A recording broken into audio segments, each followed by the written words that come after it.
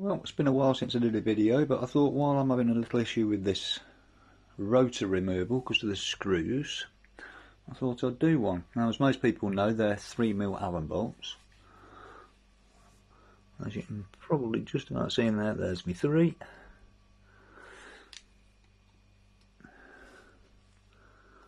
And that is literally spinning, doing nothing. So my suggestion, if you want it,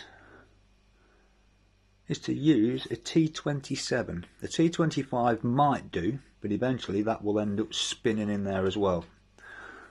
So that, if we can get some form of focus, is a T27. What you need to do, and this is not going to be easy one-handed, is try and line him up as roughly as you can on the edges of the Allen socket. And gently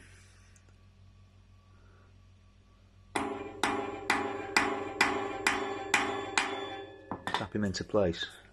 And because these things are only mild steel, it will lock into place using a 1/4 inch drive, 3/8, 1/2 inch drive, whatever you've got.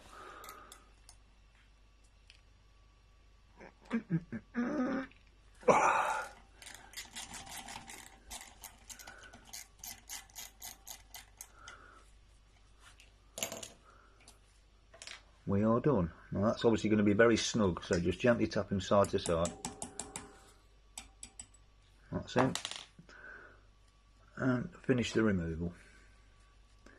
And I strongly advise that you don't try ramming a T27 all the way in and think, yeah, that'll do, and refit it, because sooner or later those are not going to last. Replace them. Go to Halfords or eBay or Amazon, wherever you want, and get a new 6-pack. Okay, so that should be that. Hope it helps.